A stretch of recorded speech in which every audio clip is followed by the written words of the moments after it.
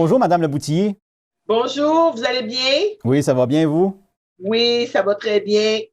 Pouvez-vous nous parler un petit peu de la rencontre que vous avez eue avec la ministre responsable de la jeunesse? On a eu la semaine passée la chance d'avoir un appel conférence parce qu'on est en période de pandémie, donc c'est plus facile pour tout le monde de se déplacer sur un ordinateur. Excusez-moi. La ministre Bardiche Jagger, qui est la ministre responsable de la jeunesse, nous a fait le plaisir d'être avec nous, puis avec une dizaine de participants d'organisations jeunesse sur l'ensemble du territoire. Puis, parce qu'il y a une étude qui a été faite, puis malgré le fait qu'on sait que toute la population a été affectée par la pandémie, il y a une tranche d'âge qui a particulièrement été encore plus touchée par la COVID-19 et ce sont les jeunes de 16-34 ans. Donc, les organisations puis les gens qui représentaient les jeunes autour de cette table-là ont aussi ont informé la ministre des difficultés puis des défis que rencontraient les jeunes de la région de la Gaspésie, des îles de la Madeleine. Et je vous dirais, ce qui est ressorti en majorité là, pour la ministre, ce que les jeunes nous disent, c'est écoutez, oui, les jeunes ont perdu, il y a beaucoup de jeunes qui ont perdu des emplois. Vraiment, là, ils n'ont pas réussi puis c'est difficile pour eux de revenir au niveau du marché du travail. Puis on a vu pendant la pandémie, la restauration, toutes les restaurants étaient fermés, les commerces qui des fois vont embaucher des jeunes, ne pouvaient pas les embaucher. Les fêtes et festivals, ce sont tous là, des emplois là, au niveau de notre jeunesse là, qu'on n'a pas été en mesure de combler. Et aussi, ce que les jeunes disaient, on a des difficultés actuellement au niveau il y a des emplois à combler, mais on a une difficulté, on a une pénurie de logements et aussi un problème de place en garderie. Et on voit là que les femmes sont particulièrement touchées parce que lorsque tu n'es pas capable de trouver de place pour pouvoir faire garder tes enfants, ça devient compliqué là, de retourner au travail. Puis on sait qu'actuellement, avec la pandémie, on demande aux gens de 65 ans et plus de faire très attention parce que le virus est encore plus dangereux. Donc, il y a beaucoup de parents ou de grands-parents qui sont pas en mesure de pouvoir aider à garder leurs petits-enfants. Donc, toute cette information-là a été partagée par la ministre. Puis, ça a été vraiment là une belle représentation du milieu. Puis nous, ben, ce que ça me conforte parce que ça me fait dire qu'on doit, puis c'est ce que notre gouvernement veut faire, c'est comment pour repartir l'économie, parce que on va sortir de la pandémie.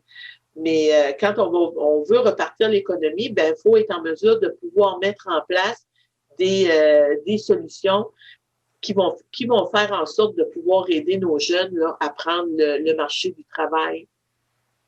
Puis je dirais même au niveau des étudiants, on a des étudiants que ce soit au niveau des diplômes d'études professionnelles, au niveau des cégeps, au niveau des universités, qui souvent lorsque tu étudies, tu dois faire des stages. Et là, comme tu as des milieux de travail qui sont fermés, les jeunes ne sont pas en mesure de pouvoir aller faire des stages. Les gens font du télétravail à partir de la maison. Donc, c'est tout des défis là pour lesquels on doit vraiment sensibiliser les élus desquels je fais partie là, mais de pouvoir trouver des solutions là, pour aider nos jeunes. D'accord. Là, dernièrement, mais il y a une entente qui a été signée au niveau du logement. Oui, effectivement. Puis quand on parlait tantôt de de logements au niveau des jeunes puis d'appartements qui sont difficiles à trouver.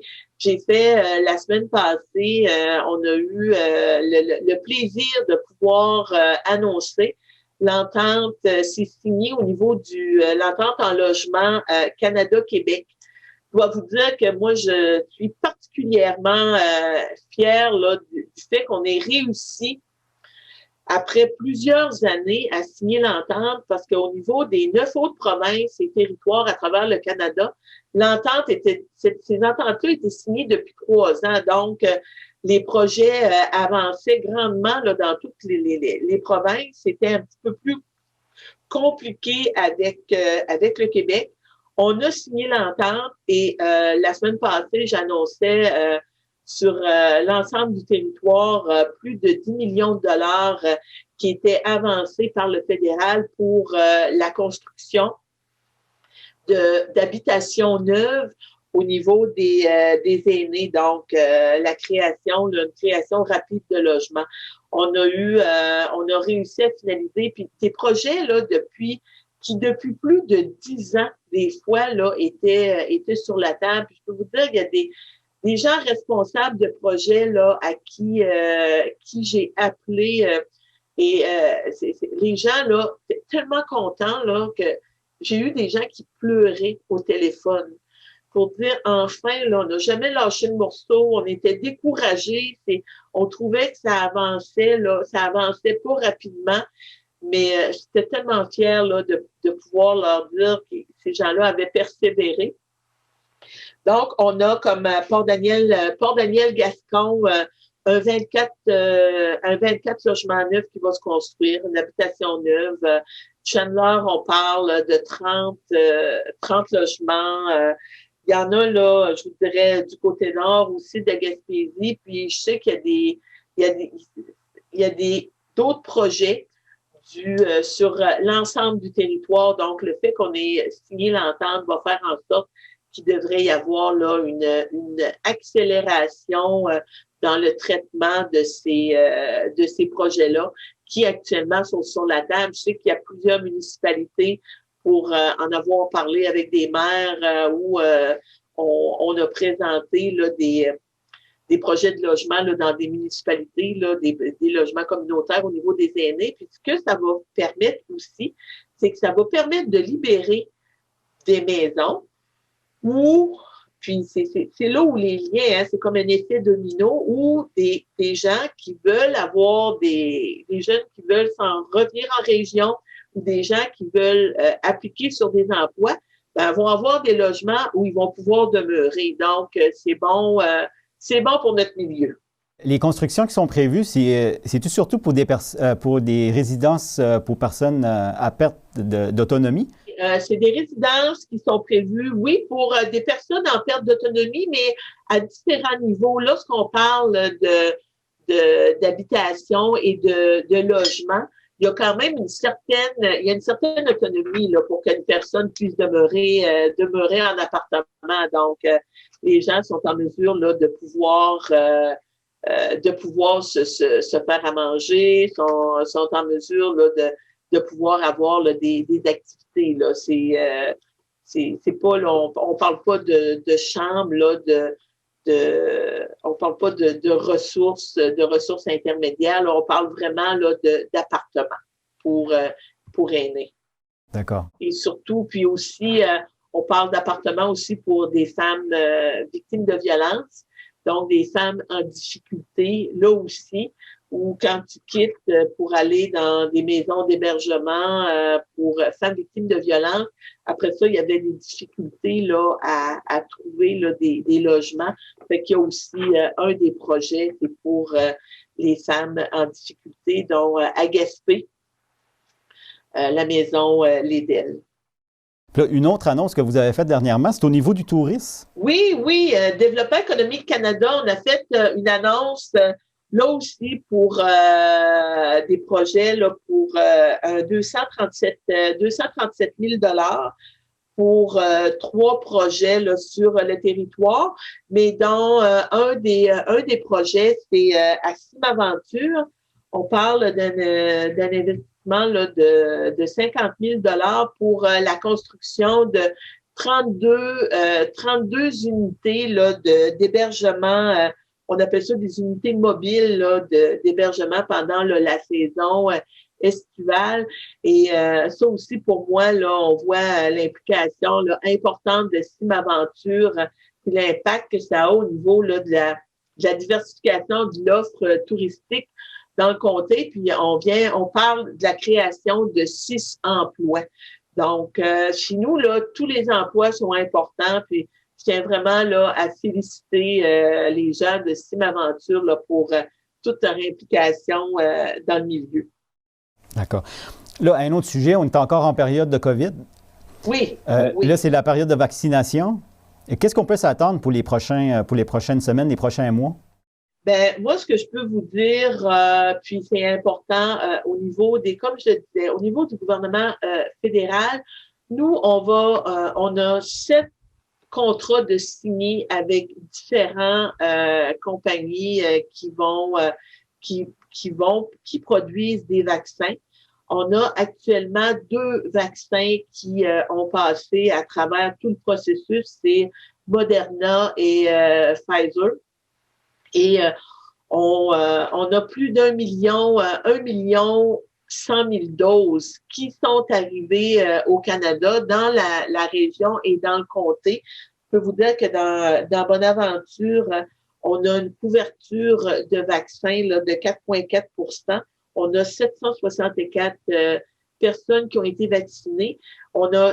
Puis je vous dirais que sur l'ensemble du territoire de la Gaspésie et des îles de la Madeleine, ce sont les aînés qui étaient en résidence, qui ont été les premiers à être vaccinés. Donc, on parle dans Bonaventure de 764 personnes, dans Rocher-Percé de 1258 personnes. Dans Avignon, on parle de 633 doses là, qui ont été administrées. Donc, la vaccination est débutée.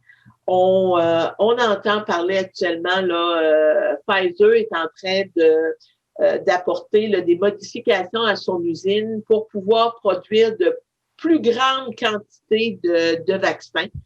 Et c'est ce qui fait en sorte là, qu'au cours de la semaine passée et de la semaine qui s'en vient, il y a un ralentissement au niveau des vaccins, mais compte rendu là, de l'agrandissement de l'usine, il va y avoir beaucoup plus de vaccins qui vont être produits. Et on garde, au niveau du gouvernement fédéral, on garde exactement nos mêmes objectifs. Dans le premier trimestre, on parle de plus de 6 millions de doses de vaccins qui vont être arrivés, donc de gens qui vont être vaccinés. Et on s'attend à l'automne, en septembre 2021, que tous les Canadiens qui auront voulu être vaccinés le seront. Et comme on disait, on commence à voir la lumière au bout du tunnel, mais ça n'empêche pas qu'il faut absolument que les gens, même si c'est difficile, on le sait, comme je disais, là, on est écœuré. Hein? Je pense que c'est le mot là, d'être du confinement. On est vraiment là, les gens là, on a hâte là que ça se termine, mais il faut vraiment actuellement là continuer de respecter toutes les mesures qui sont en place. Parce que tant qu'on n'aura pas une vaccination de masse, puis on entend parler beaucoup des variants là au niveau du virus. Donc, tant qu'on n'aura pas une vaccination de masse, c'est dangereux là, de ne pas respecter les règles. Puis on veut arrêter de jouer aux montagnes russes. On confine, on déconfine, on confine, on déconfine. C'est dur sur le moral, c'est dur sur le monde. On est tanné, mais il faut vraiment, vraiment là, respecter là, toutes les mesures qui sont en place. Donc, distanciation, le moins de sorties possible, on se lave les mains, on porte le masque, puis on se tient au courant, là, la santé publique va aviser les gens là, quand est-ce que pour ce qui va se passer là, pour le déroulement de la vaccination. Puis je vous dirais qu'au niveau de la région, ils le font très bien. Ben, merci beaucoup. Ben, ça me fait plaisir. Fait que prenez soin de vous, puis à la prochaine.